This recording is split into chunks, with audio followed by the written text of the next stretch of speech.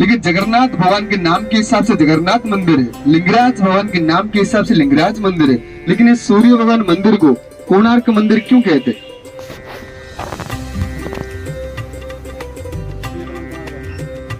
नहीं पता। कोणार्क शब्द एक संस्कृत वर्ड है। कोण युक्त अर्क इज कॉल्ड कोणार्क। कोण मीन्स एंगल आणि कोनिंग। ये मंदिर उत्तर पूर्व कोनिंग बना गया। 66.5 डिग्री एंगल में ये कोणार्क मंदिर अवस्थित है। अर्क का मतलब होता है सूर्य भगवान का रोशनी। जब आप लोग मंदिर परिक्रमा करेंगे, मंदिर का परछाई यानी शैडो देखने के लिए आपको नहीं मिलेगा, हमेशा 99 डिग्री एंगल में रहेगा। और इस मंदिर को लंगूरा नरसिंहदेव राजा ने बनाए थे। लंगूरा नरसिंहदेव राजा जी का माता जी का नाम था माता भानुमती देवी।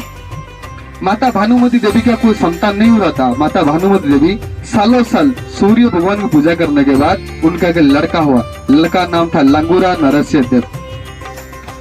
माता भानुमती देवी की आखिरी इच्छा था, जब मेरा बेटा राजगद्दी संभालेगा तो विश्व का सुंदर सा एक भव्य कोणार्क मंदिर निर्माण करेगा। जब लंगूरा नरसिंहदेव ने अपना राजगद्दी संभालने लगे, अपने राज्य से लाखों कारीगर लिए, लेकिन उनमें से सिर्फ 1200 कारीगर ही चुना गया। 1200 कारीगर का अंदर मुख्य कारीगर नाम था विश्व महाराणा और इंजीनियर का नाम था सिविल सामंतराय। ये मंदिर ख्रीष्टपूर्व 1238 से लेकर 1250 यानी 12 साल वक्त लगा था इस मंदिर को बनाने के लिए। 1200 कारीगर 12 साल वक्त लेकर 1200 एकड़ जमीन का ऊपर एक सुंदर सा भव्य कोणार्क मंदिर निर्माण किया। लेकिन लाख कोशिश करने के बाद 1200 कारीगर जो मंदिर के ऊपर मंगल कलश होता है, जितने बार बिठा रहे थे इतने बार टूट रहा था या तो गिर रहा था, कोई भी बिठा नहीं पा रहे थे, क्योंकि मंगल कलश एक 52,000 किलो मैग्नेट से बना हुआ था। जो 1200 कारीगर मंदिर बनाने के लिए, जो मुख्य कारीगर का नाम था विश्व महाराणा, उनका एक लड़का हुआ था, लड़का नाम था धर्मपद। लोग प्यार से धर्मा बुलाते थे। धर्मा को 12 साल हो गया, अपने पिता से नहीं मिले, न पिता ने अपने बेटे से मिले। एक दिन धर्मा ने अपनी माँ के पास जिद करने लगा, माता जी मुझे पिता से मिलने जाना है। लेकिन उनके माँ ने कहा, तुम्हारे पिताजी कोणार्क मंदिर बनाने के लिए गए, आज कुछ दिन रह गया है, आ जाएंगे। लेकिन धर्मा ने जिद पकड़ लिया, नहीं मुझे पिता से मिलने जाना है और अपने साथ घर वापस लेकर आना है। इसलिए उनके माँ ने अपने बगीचा से कुछ फल और फूल देने के बाद धर्मा को कोणार्क मंदिर भेज दी। धर्मा सीधा कोणार्क मंदिर पहुंच गया और अपना बगीचा का फल फ्रूट देखने के बाद विश्व महाराणा अपने बेटे को पहचान ली और धर्मा ने अपने पिताजी को प्रणाम किया और गले लगाए। लेकिन इस टाइम धर्मा ने देखा उनके पिताजी और 1200 कारीगर सब लोग रो रहे थे, चिंता में थे, क्योंकि राजा का आदेश था और रात कल के अंदर मंदिर का ऊपर मंगल कलश नहीं बिठा पाएंगे तो 1200 कारीगर का सर धड़ से अलग कर दिया जाएगा। उस बात को लेकर सब लोग चिंता में थे। लेकिन उसी टाइम धर्मा ने कोणार्क मंदिर पहुंचा। धर्मा ने उन पिताजी को पूछा, पिताजी क्या बात है बताइए। उनके पिताजी ने धर्मा को सारे बात बताया। धर्मा ने बोला, पिताजी अगर आप अनुमति देंगे तो मंदिर का ऊपर मंगल कलश में बिठा दूंगा। सिविल सामंतराय धर्मा को अनुमति दे देते। धर्मा सीधा मंदिर के ऊपर चढ़ गया। आखिर में मंदिर के ऊपर मंगल कलश बिठा दिया। जब मंगल कलश बिठाने के बाद धर्मा नीचे उतरा तो 1200 कारीगर खुश हो गए, लेकिन उनमें से कुछ कारीगर जमकर विरोध किए, क्योंकि जब कल सुबह होगा जो राजा को पता चलेगा जो काम 1200 कारीगर नहीं कर पाए, एक 12 साल का लड़का करके दिखा दिया, फिर भी 1200 कारीगर को मृत्यु दंड देंगे। उस बात को सोचकर धर्मा ने सोचा, मेरी जिंदगी से मूल्यवान है 1200 कारीगर है जिंदगी। अगर मैं अकेला मर जाऊंगा तो 1200 कारीगर का जान बच जाएगा और मेरे जैसा 12 साल लड़का भी पैदा हो सकते। इसलिए 1200 कारीगर को जान बचाने के लिए धर्मा ने अपने पिताजी को समझाया और सीधा मंदिर के ऊपर चढ़ गया। मंदिर के ऊपर चढ़ने के बाद मंदिर का नीचे समुद्र में कूद गया और अपना जान दे दिया। उसी दिन से ये मंदिर अपवित्र हो गया। न इस मंदिर के अंदर सूर्य भगवान मिलेंगे, न पंडित मिलेगा, न ब्राह्मण मिलेंगे, न प्रसाद मिलेगा। आप लोग जूता चप्पल कैमरा मोबाइल सब कुछ पहन के जा सकते हो, कोई पाबंद नहीं। सोचो भगवान भी क्या मिला। धर्मा ने अपने पिताजी को घर ले जाने के लिए आया था, लेकिन दुनिया से चला गया। थोड़ी देर के बाद राजा कोणार्क मंदिर पहुंचे। राजा कोणार्क मंदिर के ऊपर मंगल कलश देखने के बाद अत्यंत खुश हो गए, लेकिन सिविल सामंतराय और विश्व महाराणा का तारीफ करते थके नहीं और आदेश दिया गया कि माघ महीना शुक्ल पक्ष सप्तमी का दिन ये मंदिर का प्राण प्रतिष्ठा होगा। लेकिन वहां पर सूर्य भगवान पूजा के बारे में किसी को पता नहीं था। दोबारा सूर्य भगवान पूजा करने के बाद दोबारा सूर्य भगवान प्रकट हुए और बोले 7 देशों की ओर एक मेघा ब्राह्मण रहता है, उनको सूर्य पूजा के बारे में पता है। आज उसका नाम है ईरान। लंगूरा नरसिंहदेव 7 देशों की ओर चले गए। कुछ महीने के बाद 18 मेघा ब्राह्मण को लेकर कोणार्क मंदिर पहुंचे। निर्धारित किया गया तिथि में एक कोणार्क मंदिर का प्राण प्रतिष्ठा हो गया, लेकिन कुछ दिन तक पूजा पाठ चलता रहा। लेकिन कुछ दिन के बाद मंदिर के ऊपर से एक बड़ा सा शेर का मूर्ति गिर गया। उसके बाद मंदिर का चारों तरफ से छोटे मोटे पत्थर गिरने लगा। जब राजा को पता चला, पहला दिवस एक 12 साल का लड़का का मौत से शुरू हुआ, तुरंत मंदिर का पूजा पाठ रुक दिया गया था। उसी दिन से ये मंदिर एक घने जंगल में डूब गया। जब ब्रिटिश सरकार का शासन टाइम में ब्रिटिश सरकार को पता चला ये कोणार्क का नाम का एक मंदिर है, तो ब्रिटिश सरकार का शासन टाइम में ये कोणार्क मंदिर का पूर्ण उद्धार हुआ था। आज ये भव्य मंदिर का आप लोग टूटा हुआ हिस्सा ही देखेंगे। 1984 में यूनेस्को वर्ल्ड हेरिटेज लिस्ट में तो कोणार्क मंदिर शामिल है। इस 7 अजूबा में एक ही अजूबा है। इंडियन करेंसी में इसका तस्वीर आपको देखने मिलता होगा। हर इंसान के जेब में 10 रुपए नोट के ऊपर कोणार्क मंदिर का तस्वीर, और कोणार्क मंदिर कलर के हिसाब से कोणार्क मंदिर कहते ब्लैक पैगोडा। जब आप लोग मंदिर परिक्रमा करेंगे, दूर से देखेंगे एक सूर्य भगवान रथ की तरह बनाया गया। 26 पाया लगा हुआ है, 7 घोड़ा है और 14,000 मूर्तियां हैं। एक पाया का साइज है 3 मीटर। उसे के धूप घड़ी, पहले जमाने में ना घड़ी था ना मोबाइल था, उस पाया के अंदर टाइम देखते थे। आज उसके बारे में आपको जानने के लिए मिलेगा उस पाया के अंदर टाइम कैसे देखते थे। आपका मोबाइल में घड़ी में टाइम इधर उधर हो सकता है, लेकिन उस पाया के अंदर टाइम बिल्कुल परफेक्ट बताएगा। और 7 घोड़ा का अर्थ होता है सप्ताह का 7 दिन का प्रतीक। जब सबसे पहले आप लोग एंट्री करेंगे, दोनों तरफ देखेंगे 3 चीज लगा हुआ है। सबसे ऊपर शेर, बीच में एलिफेंट और नीचे मानव। मानव को दबा रखा है एलिफेंट, एलिफेंट को दबा रखा है शेर। इसका क्या अर्थ होता है? शेर का अर्थ होता है गर्व, एलिफेंट का अर्थ होता है धन संपत्ति। अगर एक इंसान के पास दोनों चीजें है तो उसका अंत निश्चिंत है। चलिए आप लोग जानते हैं विश्व कवि रविंद्रनाथ टैगोर का नाम सुने हो? वो कम से कम 6 महीने तक कोणार्क मंदिर पास रुके थे। जो 6 महीने के बाद अपना घर अपना गांव जाने लगे, उनका गांव वाले उनका अड़ोस पड़ोस पूछने लगे हमें कोणार्क मंदिर के बारे में कुछ जानकारी बताइए। उन्होंने साफ साफ मना कर दी, बोले मैं 6 महीने रुका हूँ सच, लेकिन 6 महीने के अंदर मैं कोणार्क मंदिर के बारे में 6 इंच मालूम नहीं कर पाया। सोचा कि टूर के हिसाब से हमें ज्यादा से ज्यादा 40 मिनट या 1 घंटा मिलने वाला, तो आपको कितना पता चलेगा। इसलिए कोणार्क मंदिर के अंदर आपके साथ रहेंगे archaeology department, Surf of India के गाइड जो आपको मंदिर का चारों तरफ घुमाएंगे, मंदिर का लाखों का कहानी बताएंगे। और इस मंदिर में आपको टाइम मिलेगा 1 घंटा 20 मिनट। 1 घंटा 20 मिनट कैसे इस्तेमाल करना है, मैं कोणार्क मंदिर आने के बाद सारा जानकारी बता दिया जाएगा। उसके बाद तीसरा दर्शन रहेगा जलक्रीड़ा करने के लिए। जलक्रीड़ा करके सूर्य भगवान को प्रणाम करने से शरीर का कोष्ठ बीमारी यानी जो पहले परंपरा बीमारी था कोष्ठ बीमारी यानी चर्म बीमारी से मुक्ति मिलता था और आज मिल रहा। चलिए मैं चंद्रभागा का छोटा सा कहानी बताता हूँ, ध्यान पूर्वक सुनिए। भगवान श्री कृष्ण की सहस्त्र गोपियां थे। भगवान श्री कृष्ण के 3 रानी थे और 6 पाटरानी थे। आखिरी पाटरानी का नाम है जाम्बवती। जाम्बवती लड़का का नाम था सांबो। सांबो भगवान दिखने के लिए बहुत ही खूबसूरत थे, लेकिन उनका मन में गर्व था, अहंकार था। एक दिन उनका गर्व अहंकार की वजह से सांबो भगवान को कोष्ठ रोग का श्राप मिला, क्योंकि सांबो भगवान हमेशा नारद मुनि को परेशान करते थे। नारद मुनि एक दिन उनको सबक सिखाने के लिए उनका सुंदर सा तरीका तारीफ करते, बोले तुम गोपियों के साथ जाकर जलक्रीड़ा करो। और दूसरी तरफ भगवान श्री कृष्ण के पास पहुंच गए। नारद मुनि का काम क्या रहता है? इधर का बात उधर, उधर का बात इधर बोलकर लड़ाई या झगड़ा करवाना। इसलिए सांबो भगवान को भेज दिया गोपियों के साथ जलक्रीड़ा करने के लिए, और दूसरी तरफ भगवान श्री कृष्ण के पास पहुंच गए। भगवान को कहने लगे आपका लड़का सांबो भगवान ने मां समान गोपियों के साथ जलक्रीड़ा कर दिया। भगवान क्रोधित हो गए और गुस्से में अगर बोले तू जिस पतन को लेकर घमंड कर रहा है वो पतन तेरा नष्ट हो जाएगा। सांबा भगवान को कोष्ठ रोग हो जाता। कुछ दिन कोष्ठ रोग बीत जाने के बाद एक दिन सोचने लगते ये जो ब्रह्मांड का जो स्वामी है वो मेरे पिताजी है। एक दिन अपने पिताजी के पास पहुंचे।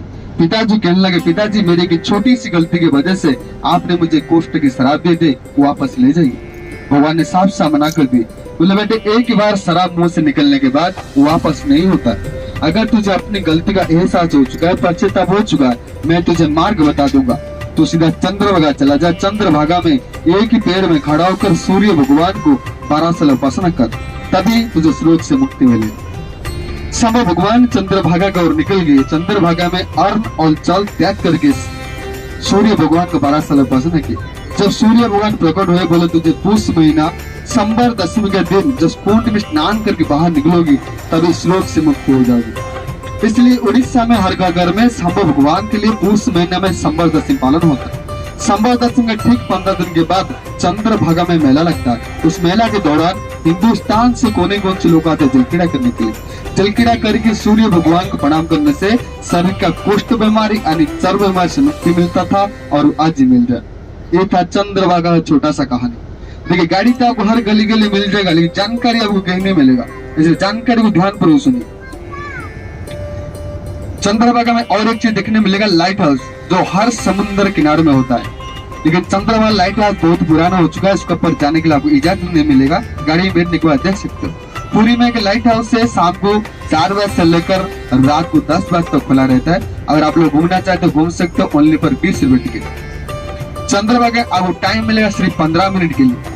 चंद्रभागा छोड़ने के बाद हमारा दूसरा दर्शन रहेगा विश्व विख्यात कोणार्क सन टेम्पल। आप लोग बताइए कोणार्क मंदिर में वाला पहाड़ है, ये पहले एक ही पहाड़ था जिसका नाम था कुमारगिरी। उड़ीसा सरकार ने उसका बीचों बीच रास्ता बनाकर एक ही पहाड़ को 2 भाग कर दिया गया। यानी जो राइट साइड वाला पहाड़ देखेंगे वो खंडगिरी है, राइट साइड वाला पहाड़ जो देखेंगे वो खंडगिरी है। खंडगिरी के ऊपर आप लोग देखने के लिए मिलेगा जैन मंदिर यानी जैन टेम्पल देखने को मिलेगा, जो जैन धर्म के मंदिर होता है। साथ साथ तीर्थ और 35 केव्स देखने मिलेगा और उसके सामने उदयगिरी है, उदयगिरी का नजारा देखने मिलेगा। और वहां पर आपको टाइम मिलेगा आधा घंटे के लिए यानी 30 मिनट के लिए। उसका लास्ट प्रोग्राम रहेगा नंदनकानन जूलॉजिकल पार्क करते हैं। भारत में 12 ज्योतिर्लिंग है, लेकिन उड़ीसा में कोई ज्योतिर्लिंग नहीं है। लेकिन ये 12 ज्योतिर्लिंग के बराबर हिंदुस्तान में जितना शिवलिंग है ये सबका राज करते हैं, इसलिए उनका नाम लिंगों के राजा लिंगराज भगवान। इस मंदिर के अंदर पहले था 560 शिवलिंग, लेकिन आज आप लोग देखने के लिए मिलेगा 108 शिवलिंग। उनमें से मुख्य मंदिर होता है केदार गौरी, सिद्धेश्वर, मुक्तेश्वर, बाबा शंकरेश्वर के नाम पे जाने जाते हैं। हर भोलेनाथ मंदिर में बेलपत्ता चढ़ा जाता है, लेकिन इस मंदिर के अंदर आधा बेलपत्ता और आधा तुलसी पत्ता मिलकर ही पूजा होता है, क्योंकि एक ही शिवलिंग में 2 भगवान पूजा पाते हैं। कौन से 2 भगवान पूजा पाते हैं मैं लिंगराज मंदिर आने के बाद सारा जानकारी बता दिया जाएगा। और उस मंदिर में टाइम मिलेगा 40 मिनट के लिए। उसका चौथा दर्शन रहेगा खंडक के टाइम के हिसाब से चलता रहा तो चिड़ियाघर जू में आपको टाइम मिलेगा 1 घंटा 30 मिनट, 1.5 घंटा मिलेगा। अगर आप लोग लेट करते रहेंगे तो जितना भी हमारे हाथ में टाइम बचेगा उसी हिसाब से हमें चिड़ियाघर घूम जाना पड़ेगा। शुरू से अगर आप लोग लेट करते रहेंगे जो जितना भी आप लोग 10 मिनट 5 मिनट लेट करते रहेंगे उसी हिसाब से चिड़ियाघर जो 1.5 घंटा है उनमें से माइनस हो जाएगा। आप लोग जितना भी टाइम बचेगा हमारे हाथ में उसने आपको देखने मिलेगा। और यहाँ का फेमस होता है अनाकुंडा, आप लोग 4 येलो कलर के अनाकुंडा देखने मिलेगा। साथ साथ किंग कोबरा, एहराज, अजगर वाला सांप, उसके बाद व्हाइट टाइगर और रॉयल बेंगल टाइगर, चीताबाघ आणि लेपर्ड, जंगल का राजा रानी शेर और शेरनी, तो एलिफेंट, मगरमच्छ, कच्छप, हिरन, नीलगाय, ऊंट पक्षी, इमू पक्षी और बहुत सारी चिड़िया। साथ साथ जल हस्ती, वनमानुष और 35 केव्स। लेकिन याद रखिए खंडगिरी वाला जो पहाड़ है वो फ्री वाला पहाड़ है, वहाँ पर कोई भी पैसा नहीं लगता। लेकिन उसके सामने उदयगिरी है, उदयगिरी का ऊपर कुछ नहीं, ओनली पर खंडर है। लेकिन खंडर को देखने के लिए गवर्नमेंट का टिकट लगता है 25 रुपए।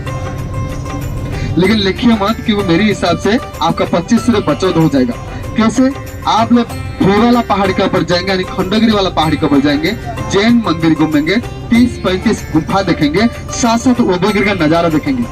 क्यों उदयगिरी का कुछ नहीं। अगर आप लोग खंडर देखने के लिए 25 रुपए खर्चा करना चाहते हो कर सकते हो, आपका पैसा आप लोग कीजिए। मना करने वाला मैं कौन? सूर्य सुबह में सूर्य तो एंगल का ऊपर में कोण अर्क, इसीलिए मंदिर का नाम है कोणार्क। जब तक सूर्य रहेंगे मंदिर का छाया नीचे नहीं आते, 4 बजे सूर्य का प्रकाश निकलता है। ये उसी टाइम का लोहा का बीम है, 1250 का, 820 साल अभी तक जंग नहीं हुआ। जितना टाइम धूप रहेंगे ये लोहा इतना से नॉर्मल रहेगा, सूर्य अस्त होने के बाद में लोहा गर्म होगा। अभी का लोहा दिन भर गर्म होते है, ये लोहा क्योंकि नॉर्मल होते हैं, शाम से गर्म होते हैं, ठीक तो उल्टा है। आप लोग को जाने के टाइम से लोहा देखेंगे और बाहर से जाएंगे। अच्छा धूप नहीं है मालूम नहीं है। ये मेन मंदिर का ऊपर में था, बोल देंगे क्या कुछ क्यों बनाया? जो बड़ा मंदिर खड़ा है ये तो सूर्य का रथ, पहले नाटक की नाटक न करेंगे, पीछे में सूर्य का रथ चलता है। इसलिए पहले बने नाट्य मंडप इनका टूटते सूर्य का रथ। अभी मंदिर टूट गया। अब 2030 ये मंदिर का अपने लोहा का बीम था, ये गिरने के लिए अभी नीचे है। इनका हाइट था 90, अभी हो गया 30। ये सारी पत्थर जंगल के अंदर में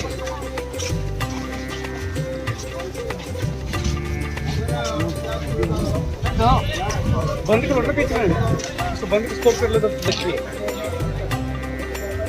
ये होते हैं सूर्य का रथ। सामने है 7 घोड़ा तक खींचने के लिए, दक्षिण में 4, उत्तर में 3, सूर्य का 7 3। पूरी जगन्नाथ का मंदिर का बाहर से एक बड़ा स्तंभ है, इनका नाम होता है अरुण स्तंभ। ये मंदिर का बीच में था, शिवाजी महाराज लेके पूरी से बैठेगा पूजा करने के लिए।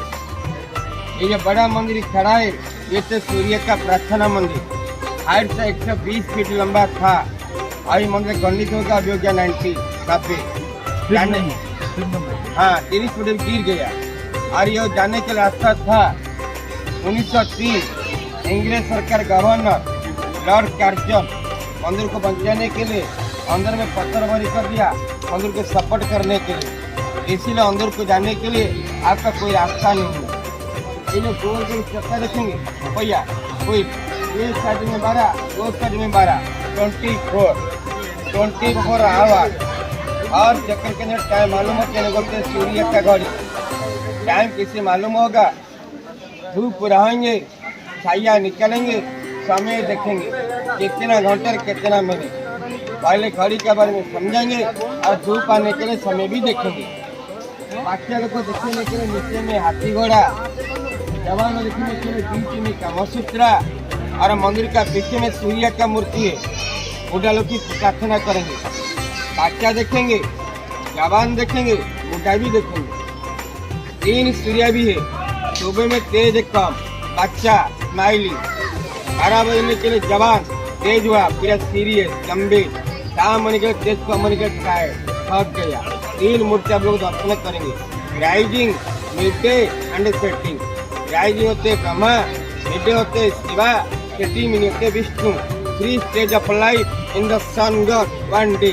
आइए गाड़ी का बारे में समझिए। अभी मैं रिपेयरिंग है, ये सारी बीच में कामसूत्र का मूर्ति था। मनोगामी 1 मर्द 1 औरत, पलिगामी 1 मर्द 2 औरत, पलियेंद्री 2 मर्द 1 औरत। मनोगामी ने राम और सीता, पलिगामी ने भगवान श्री कृष्ण और पलियेंद्र होते पांडवा।